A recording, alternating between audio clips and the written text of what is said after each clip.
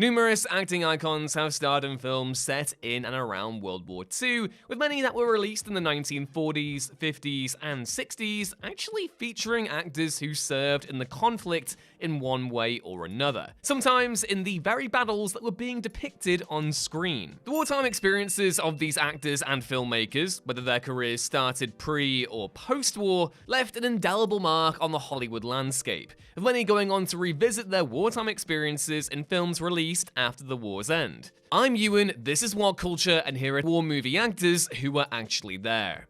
Lee Marvin.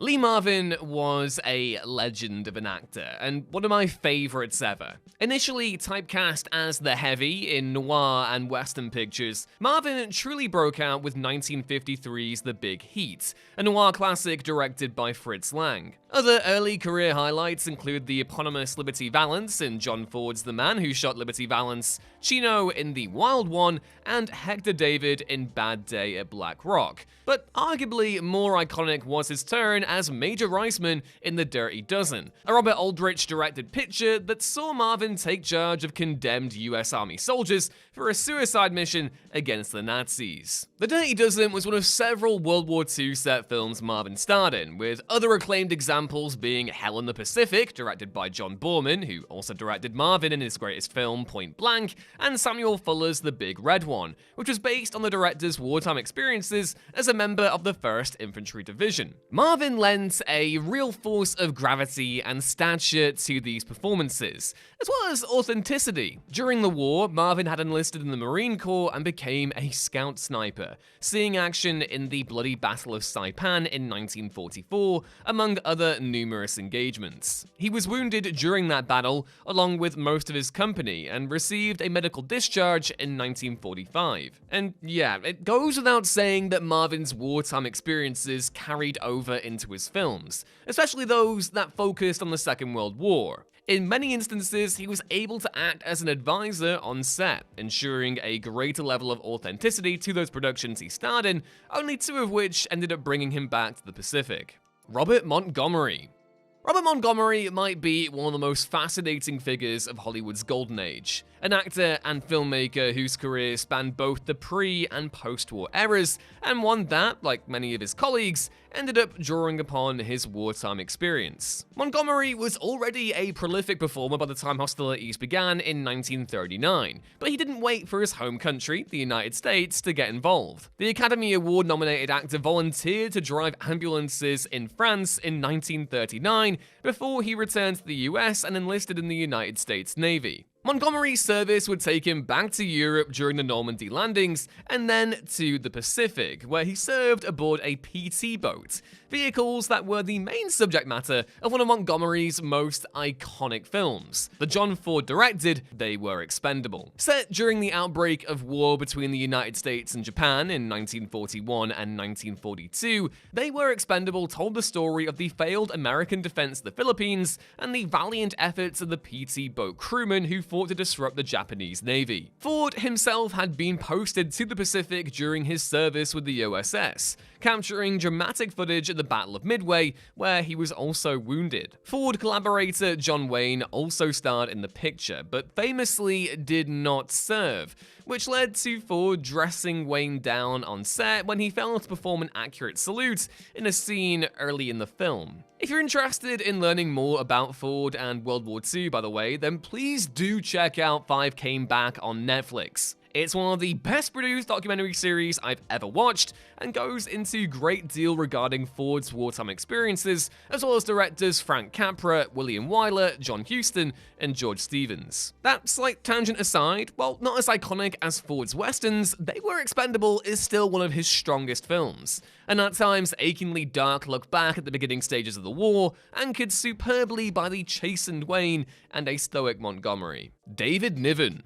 David Niven was one of the most iconic British stars of all time, with the majority of his most widely known efforts coming after World War II. Niven had originally started a career in the military before transitioning to acting in the late 1930s, but returned as an officer following Britain's declaration of war against Germany in September 1939. He would go on to serve as a commando in the European theatre, while also conducting the occasional entertainment assignment, starring in The First of the Few in 1942. 2, a film that depicted the creation of the Spitfire by R.J. Mitchell. Niven's film career, of course, continued post-war, where he starred in several movies in which he played British servicemen. Arguably the most acclaimed of these, and I go into more depth on this movie in 10 war movie moments you'll never forget, so go check out that video once you're done here, is A Matter of Life and Death, directed by Michael Powell and Emmerich Pressburger, in which Niven played an RAF pilot whose bomber is shot down over the English Channel. A deeply moving and gorgeously shot picture from the Archers, perhaps the greatest British film ever made, certainly up there with The Third Man and Lawrence of Arabia. A Matter of Life and Death reckons with the staggering losses of the conflict, as Niven's character, Peter Carter, is forced to plead his case to the afterlife that he shouldn't have perished in that fateful plane crash. Perhaps the film to most closely mirror Niven's wartime work, though, was The Guns of Navarone. While a sensational portrayal of the conflict, J. Lee Thompson's picture is a rip-roaring war adventure that paired Niven, here an explosives expert, perfectly with Gregory Peck, both Allied commandos tasked with destroying a German naval battery. Alec Guinness. David Niven isn't the only British actor who can lay claim to starring in potentially the country's greatest film. Alec Guinness was in 3.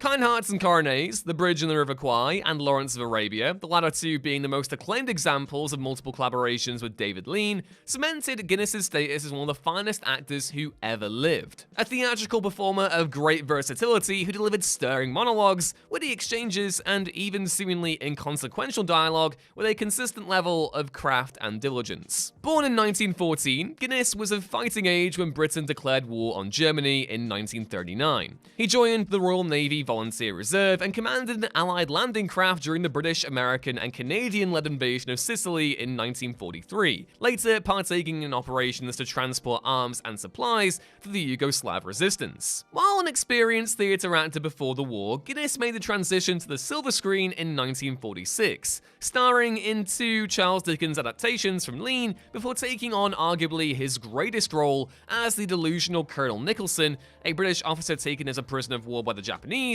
in 1957's The Bridge on the River Kwai, which is my personal favourite war movie of all time. Guinness would take on several more World War II genre assignments in the years before and after the release of River Kwai, including Malta Story, where he portrayed an RAF pilot, Barnacle Bill, an Ealing comedy where Guinness portrayed a family tree of incompetent naval officers, and Tunes of Glory, a post-war set drama set in the Scottish Highlands. Richard Todd.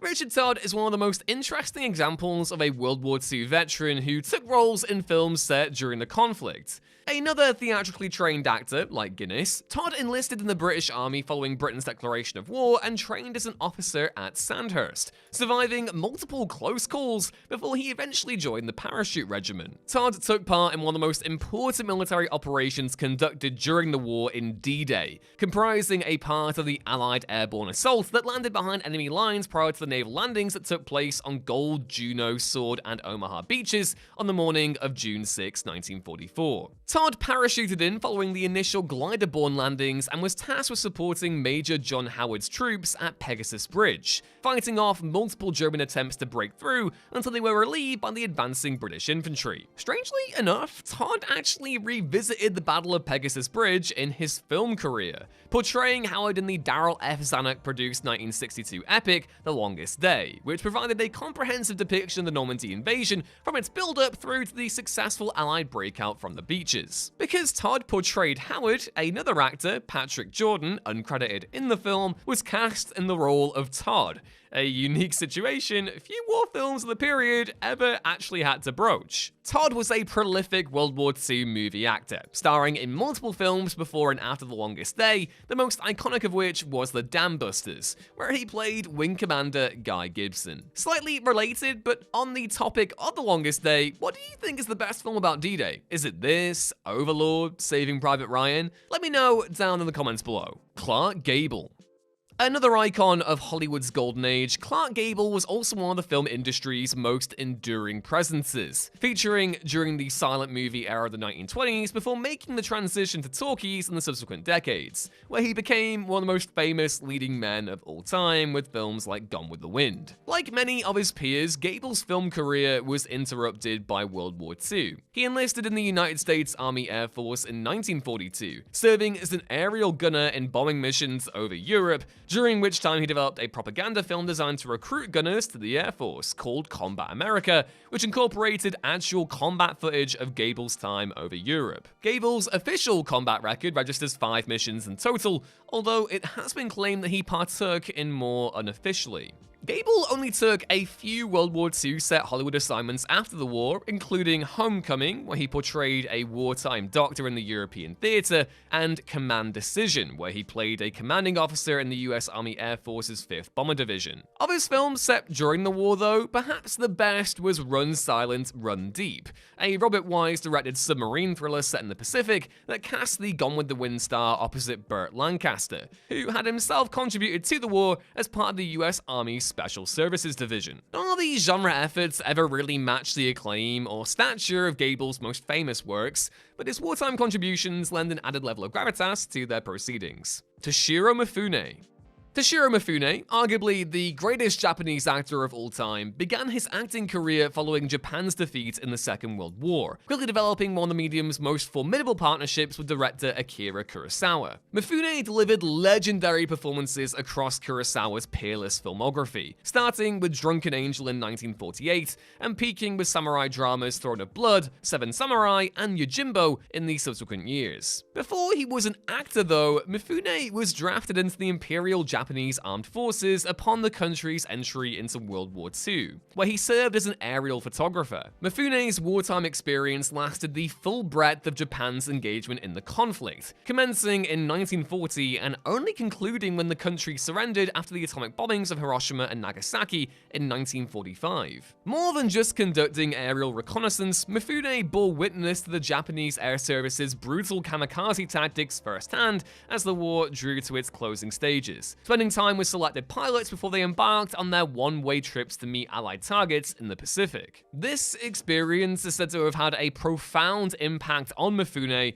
who claimed to have told the pilots not to venerate Emperor Hirohito as they met their end, but to cry out for their mothers instead. Yeah.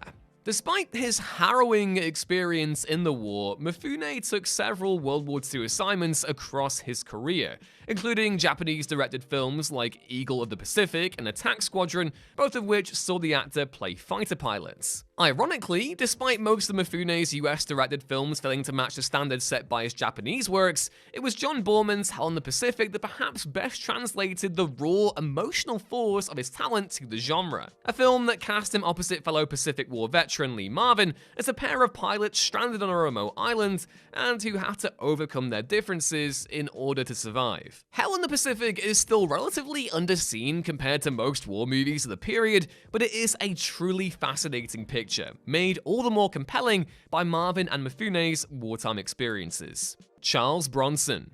Although Charles Bronson ended his career as an exemplar of some gloriously schlocky action cinema, exemplified in his various collaborations with director Michael Winner, its beginning stages were largely defined by entries in the western and war genres. Both played to Bronson's strengths as a muscular, albeit unconventional leading man, but the latter benefited uniquely from being able to draw upon the actor's wartime experiences. From 1943 through to 1945, Bronson served as a gunner in a B-29 Superfortress during the campaign against Japan in the Pacific, taking part in 25 combat missions over the course of his service before VJ Day arrived in August of 45. While Bronson didn't star in any World War II set films that positioned him in a bomber crew, he was prolific in the genre in its heyday, starting with efforts like When Hell Broke Loose, a fictionalized depiction of the Nazi werewolf plan, and Never So Few, a Frank Sinatra-led picture that focused on OSS operatives in Burma, before reaching a critical and commercial peak with John Sturges' The Great Escape and Robert Aldrich's The Dirty Dozen. Of the two, Bronson's turn in The Great Escape stands out arguably as his finest hour. He Here, he played an American bomber crewman interned as a prisoner of war who endeavors valiantly to dig escape tunnels underneath the camp they're being held. More than just drawing upon Bronson's B-29 days, these suspenseful tunnel sequences also recalled his days as a miner during the Great Depression, where he conducted dangerous work under perilous conditions. Christopher Lee. The most obligatory behind-the-scenes trivia with Peter Jackson's Lord of the Rings trilogy is that Viggo Mortensen broke his foot when he kicked that orc helmet in The Lord of the Rings: The Two Towers. The second most obligatory bit of trivia is that Saruman actor Christopher Lee quite threateningly refused direction from Jackson during the character's death scene in Return of the King, which involved the wizard being stabbed from behind by Wormtongue. "Have you any idea what kind of noise happens when someone is stabbed in the back?" Lee recalled saying to Jackson. "Because I do." Yeah, Lee apparently went on to discuss, in Jackson's own words, quote, "a very clandestine part of World War II, intimating his own first-hand experiences of the conflict and what people sound like when they're stabbed," which it stands to reason the British actor had a great deal of familiarity with. Lee served in RAF intelligence throughout the Second World War, taking part in the North African, Sicilian, and Italian campaigns, while also being attached to the SAS. As if these exploits weren't already extraordinary enough, Lee, after also having conducted espionage missions in Europe, helped hunt down Nazi war criminals after the war's conclusion, completing his military service in 1946. Apart from taking on the iconic roles of Saruman in The Lord of the Rings and Dracula in the Hammer horror films, some of Lee's earliest acting assignments were World War II pictures, some of which depicted British Special Forces operations not unlike the ones he may have partaken in himself. Of these, arguably the most famous is the Cockleshell Heroes, based on the daring Commando raid that took place in 1942. The superior film, in my view though, is Nicholas Ray's Bitter Victory, another genre effort that dealt with Commando subject matter, this time with Richard Burton in the lead and North Africa the setting. Lee only had supporting roles in the above films, but it's still fascinating to see him show up in material that hits so close to his wartime record. Audie Murphy. Perhaps the strangest and most tragic example of an actor revisiting their wartime experiences on film is Audie Murphy's performance into Hell and Back, a 1955 film in which Murphy starred as himself and relived the battle that won him the Medal of Honor. Said battle took place in eastern France and saw Murphy repel an entire German counterattack almost single-handedly by directing artillery fire and using a 50 cal machine gun stationed atop a friendly tank that had been set alight by the advancing enemy. Murphy was wounded multiple times in the engagement, but was able to link back up with his men, who successfully drove the opposing German forces away. Murphy's heroics were well documented at the time, and upon his return from the European theatre, he was celebrated as a war hero. This eventually attracted Hollywood attention, and soon Murphy began starring in numerous films, mostly westerns, but also the occasional drama and war picture, of which To Hell and Back is the most notable example. Based on Murphy's 1949 autobiography, To Hell and Back cast the Medal of Honor recipient as himself, something Murphy was initially and understandably reluctant to do given his well-documented PTSD. His casting ensures that To Hell and Back remains one of the most unusual and at times upsetting war films of the 1950s, as well as a reminder of Murphy's fierce acting potential, which was cut tragically short when he passed away in a plane crash in 1971. Jerry Della Salla, Green Zone. Jerry Della Salla might not be the most prolific actor going, but he did have a somewhat notable role in Paul Greengrass's underrated Iraq war thriller Green Zone, which co-starred Matt Damon. Set during the 2003 US-led invasion of the country, Green Zone focuses on the botched intel regarding Saddam Hussein's suspected weapons of mass destruction program, which served as a key pretext for military action. Della Salla starred in Green Zone as Platoon Sergeant Wilkins, a member of Damon's CBRN unit stationed in Baghdad during and in the immediate aftermath of the initial coalition invasion. Della Salla had trained as an actor in the 1990s and starred in several independent independent films, but decided to enlist in the United States Army following the September 11th attacks. He first saw combat in Iraq, most notably in the Battle of Abu Ghraib, before eventually he returned to the US and resumed his acting career, working as both a technical advisor and as an actor on multiple productions. Of these, Green Zone is arguably the one that has landed closest to Della Salla's wartime record. Speaking to The Hollywood Reporter in 2018, the former sergeant spoke candidly of his experience shooting Green Zone, recalling exchanges with crew members who were oblivious to his service, as well as shooting sequences that hit close to home. Quote, "On the set, it was a hodgepodge of looting and things imploding all around you, and it sounded like real artillery fire. It was a challenge to deal with all of that again, and I'm thankful as an actor I was able to get through it. It was surreal, restorative, and therapeutic." Basil Rathbone, The Dawn Patrol, 1938. Basil Rathbone is the definitive Hollywood swordsman, cementing himself into film folklore with his performance as Guy of Gisborne in the Errol Flynn-led Adventures of Robin Hood. Rathbone would further flex his fencing techniques in films such as The Mark of Zorro, as well as the perennially underappreciated comedy masterpiece The Court Jester, in which he starred opposite Danny Kaye. Rathbone's skill with a sword was more than just simple Hollywood theatrics, though. He had been a champion fencer during his service in the British Army, which occurred during the devastating First World War. Rathbone's wartime exploits are typical of the harrowing conditions present on the battlefields of France during World War I, with the actor's brother John having been killed in 1918. Rathbone himself saw fierce combat with the Liverpool Scottish Regiment from 1917 onward, having enlisted the previous year. His wartime experiences, like many soldiers of the war, had been preserved thanks to his own personal correspondence, which I strongly recommend you all go read because it is deeply moving stuff. The actor discusses life in the trenches candidly in these letters, recounting the squalid conditions present as well as the warmth and appreciation he had for his comrades in arms and his family. Later letters are more anguished, with Rathbone reeling over the death of his brother. This is one such example. "I have been seething. I was so certain it would be me first of either of us. I'm even sure it was supposed to be me, and he somehow contrived in his wretched Johnny fashion to get in my way, just as he always would when he was small. I want to tell him to mind his place. I think of his ridiculous belief that everything would always be well, his ever-hopeful smile, and I want to cuff him for a little fool. He had no business to let it happen, and it maddens me that I shall never be able to tell him so, or change it, or bring him back. I can't think of him without being consumed with anger at him for being dead and beyond anything I can do to him."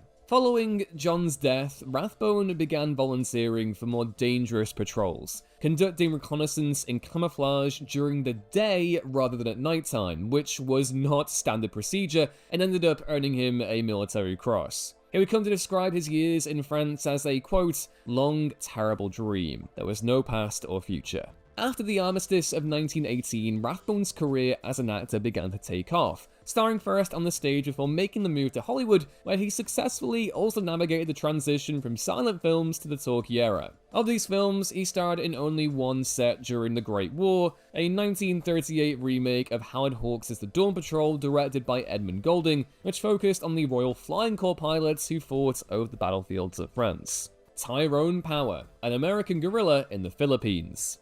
Tyrone Power had one of the most intense gazes to have ever graced the big screen, never mind just Hollywood's golden age. Synonymous with the adventure genre pre-war for his starring turns in The Mark of Zorro and The Black Swan, Power's most iconic post-war roles were in film noir, namely as Stanton Carlyle in Edmund Goulding's Nightmare Alley, later remade by Guillermo del Toro with Bradley Cooper in the same role, and as Leonard Vole in Billy Wilder's peerless courtroom drama Witness the Prosecution. Power also starred in the occasional war picture, both of which revolved around the theater in which he served during World War II, the Pacific. Already an established screen presence by the time the United States declared war on Japan following the attack on Pearl Harbor, Power enlisted in the United States Marine Corps in 1942, advancing to the rank of second lieutenant after completing flight training. Power, a civilian pilot before the war, soon found himself in the cockpit of a Kurdish commando, delivering supplies and extracting wounded servicemen in the battles of Iwo Jima and Saipan. He ended the war with 3 campaign medals, and resumed his film career in 1946. Prior to his deployment, Power had actually starred in 2 World War II pictures. The first, a Yank in the RAF, saw Power portray an American volunteer pilot in the British military before the United States' formal entry into the war. The second was Crash Dive, a Navy picture where Power played an officer aboard a submarine hunting Japanese targets in the Pacific. Neither truly reflected the actor's coming wartime experience, but it is intriguing to see him in that pilot role in a Yank in the RAF before he even enlisted. The final World War II film Power starred in, and arguably the strongest, was American Guerrilla in the Philippines, directed by the legendary Fritz Lang. Power again plays a torpedo boatman, only this time the action takes place during the Japanese invasion of the Philippine Islands, and Power's character, Chuck Palmer, joins the Filipino resistance. Again, it doesn't come close to reflecting Power's actual wartime activities, but it remains an intriguing, if not forgotten effort in the actor's filmography. Marlene Dietrich, Follow the Boys. Marlene Dietrich was a hero of the screen and real life, not only commanding the stage and screen, but also being an outspoken critic of Nazism in her native Germany. Dietrich had made the move to the United States in 1930 following the widespread success of The Blue Angel, really cementing herself as one of Hollywood's most iconic femme fatales with films like Shanghai Express and Desire. Like fellow Weimar-era exiles Billy Wilder and Fritz Lang, Dietrich railed against Hitler and the Nazis, contributing significantly to the propaganda effort during World War II as an entertainer and by working with the OSS, the latter of which involved the actor recording special broadcasts and albums that mocked Hitler and Nazi ideology. As a part of the USO, Dietrich entertained Allied troops across the battlefields of Europe, delivering 500 performances and never being far from the front lines. She went above and beyond in her duties as an entertainer, ending the war as a beloved figure among Allied troops and having performed across the Italian, French, and German campaigns. Dietrich didn't star in any traditional war movies following her service with the USO. However, she did feature in films that were made with the express purpose of entertaining Allied troops, as well as those whose stories hinged on the conflict. In the case of the former, we have Follow the Boys, a 1944 musical in which Dietrich co-starred opposite Orson Welles, while in the latter there are several examples, such as A Foreign Affair and Witness to the Prosecution, both of which drew key inspiration from post-war Berlin. In any case, and this probably goes without saying, Dietrich was a true legend, a committed performer who left her home country, became a huge star and a US citizen, followed the troops across Europe, and delivered compelling propaganda to undermine the Nazi war effort. A frankly amazing story led by an amazing individual. Burt Lancaster, The Train. Burt Lancaster was one of the greatest leading men to ever grace the big screen, and was a truly fascinating presence of it. Breaking out with his screen debut in 1946's The Killers, Lancaster became an icon of the noir and western genres, with his most acclaimed and iconic turns coming in Sweet Smell of Success, From Here to Eternity, and Gunfight at the OK Corral, all of which came out in the 1950s. However, while the 50s was the decade in which Lancaster reigned supreme, arguably the most interesting period of his career came in the 1960s. That decade gave us Lancaster's best western, The Criminally Underseen The Professionals, directed by Richard Brooks, which you all need to go see if you haven't already, as well as gripping performances in Judgment at Nuremberg and The Swimmer.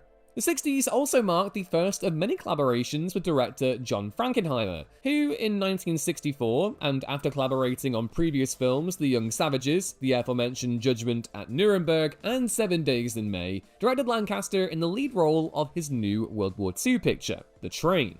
And The Train is one of the most artful and emotional World War II set films ever made, with Lancaster playing the part of a French resistance fighter attempting to stop a Nazi officer from plundering treasured artworks. Definitely not one to miss, although I must add an obvious caveat for this specific list that Lancaster himself was not a member of the French Resistance. He did serve, but as a part of the USO, providing entertainment to US servicemen in Italy from 1943 through to 1945. While most famed for his non-military acting roles, Lancaster did star in several other war pictures outside of the train, including the Clark Gable-led Run Silent, Run Deep, as well as South Sea Woman and Castle Keep.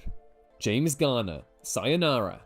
Noir and Western staple James Garner actually served in 2 wars prior to his acting career, joining the Merchant Marines as a 16-year-old at the tail end of World War II, and then enlisting in the Army during the Korean War as part of the National Guard. Garner's division was deployed to Korea as the fighting escalated, which the actor described years later as, quote, fodder to stuff up the gap.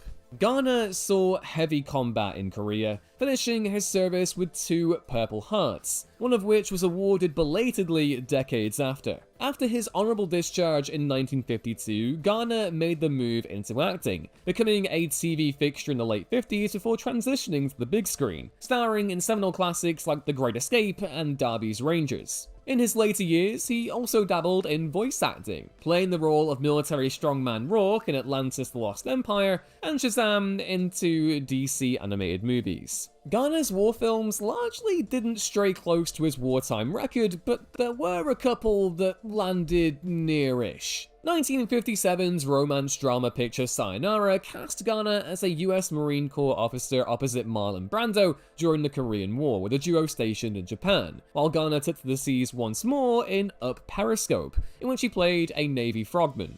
One other World War II film of note in Garner's filmography is 36 Hours. More of a spy thriller than a war picture, the film sees Garner's character, an army major tasked with ensuring the false intel fed to the Nazis before the Normandy landings had been bought, get abducted by the enemy, who attempt to convince them that the war is over so they can determine the Allies' actual invasion plans. Rob Riggle, 12 Strong.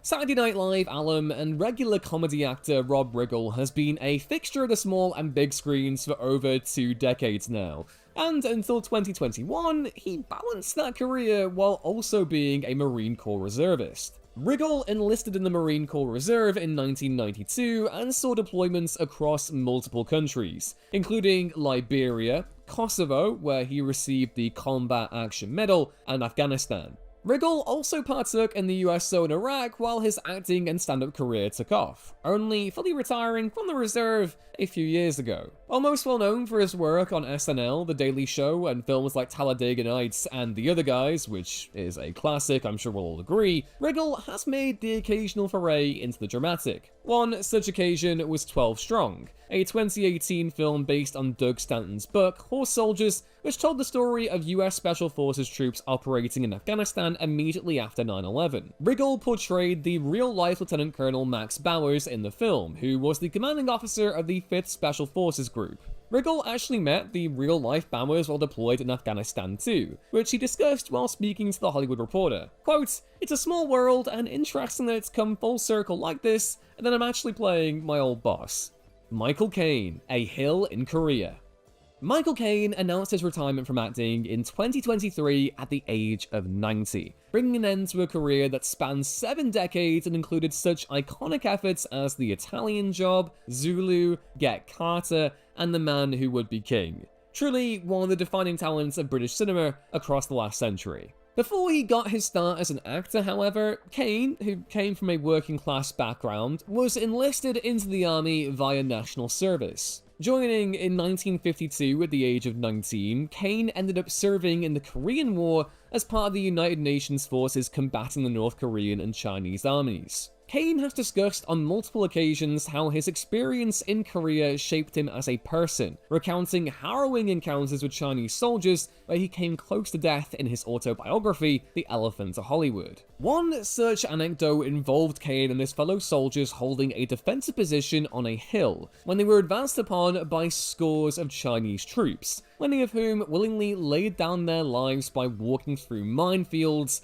artillery barrages, and barbed wire. In his book, Caine wrote the following, Quote, "The searchlight sprang into life, and there in front of us, a terrifying tableau was illuminated. Thousands of Chinese advancing towards our positions, led by troops of demonic trumpet players. The artillery opened up, but they still came on, marching towards our machine guns. They were eventually beaten off, but they were insanely brave." The second encounter Caine describes is somehow even more nerve-shredding. While on patrol, the actor recalls how his squad became surrounded by Chinese soldiers, with only the faint whiff of garlic, which was chewed recreationally by the Chinese and North Korean troops, giving them away. Caine and his fellow squaddies were able to mount a sudden surprise attack against their pursuers and live to fight another day. After his days in Korea, Caine regularly starred in war movies, boasting key parts in World War II pictures like The Battle of Britain, A Bridge Too Far, and Too Late the Hero. His film debut also came in a war film, albeit one that hit way closer to Caine's experiences as a soldier, 1956's A Hill in Korea, which saw the actor star opposite Stanley Baker, his future co-lead, in 1964's Zulu. R. Lee Ermey, Full Metal Jacket. Throughout his career, director Stanley Kubrick worked with some of the most esteemed talents in film history, including the likes of Charlton Heston, Kirk Douglas, and Jack Nicholson, to name but three. It is a testament, then, that Marine Corps drill instructor R. Lee Ermey held his own against them all in 1987's Full Metal Jacket, a film he initially wasn't even meant to star in. Kubrick's scathing yet farcical Vietnam War drama delved into the psychological impact of the conflict, not just in the waging of war, but also in the process of training men to become killers, reckoning with the destruction of someone's humanity that can come from mentally preparing to do the unthinkable. The first half of the film focuses on fresh-faced Marine recruits going through the rigors of boot camp, while the second takes place in Vietnam, all working towards the same deadly punchline. Before entering cinema legend as Gunnery Sergeant Hartman in Full Metal Jacket, R. Lee Ermey had been with the Marines in Vietnam, serving first as a drill instructor in San Diego before he was deployed to South Vietnam in 1968, where he stayed for just over a year. After being medically discharged in 1972, Ermey would embark on a path towards the silver screen, working as a technical advisor on multiple war movie productions, and then as an actor, with Full Metal Jacket being his defining role. Ermey wasn't initially considered for the part, but convinced Kubrick with some improvisational routines that went on to form the bulk of the insults Hartman hurls at his recruits in the film. The ensuing exchanges went on to become some of the most fearsome and haunting in the genre, as Hartman devotes the full extent of his abilities to shaping Vincent D'Onofrio's Private Pile into a natural-born killer. Jimmy Stewart, The Flight of the Phoenix. Perhaps the most famous actor veteran of all, James Stewart was one of the most popular film stars of his day when he enlisted in the United States Army Air Corps in 1941. The first of many Hollywood stars to serve in the military, Stewart, already a trained pilot, was attached to the 8th Air Force and flew multiple combat missions over Nazi-occupied Europe in a B-24 Liberator, earning multiple decorations in the process, along with plenty of anecdotes of his skill and bravery. However, unlike many of his acting colleagues, and this is the reason why he was omitted from the first list YouTube comment section, Stewart didn't actually take on many World War II movies when he resumed his career. In fact, he only starred in two, 1949's Malaya, where he played a civilian, and The Mountain Road, which was set in China and saw Stewart in the role of a US Army officer. Others, like Strategic Air Command and The Flight of the Phoenix, played on Stewart's wartime record, with both seeing him in the role of characters who served as pilots in the Pacific and European theaters respectively, only now placed in a Cold War setting. Contemporary accounts lay the reasoning for Stewart's absence in the genre post-war as a result of his combat experiences in World War II, which are said to have had a profound impact on the types of roles and performances the actor took on and gave. He may not have starred in many World War II features, but the conflict clearly loomed large over his career after 1945, and his experiences feel reflected in some of his roles, whether that be George Bailey in Frank Capra's restorative holiday classic It's a Wonderful Life, or Lynn McAdam in Anthony Mann's brilliantly vengeful Winchester 73. In any case, Jimmy Stewart was a fascinatingly talented and brave individual, a peerless movie star who, like countless others, put it all on hold to serve his country and fight the Nazis.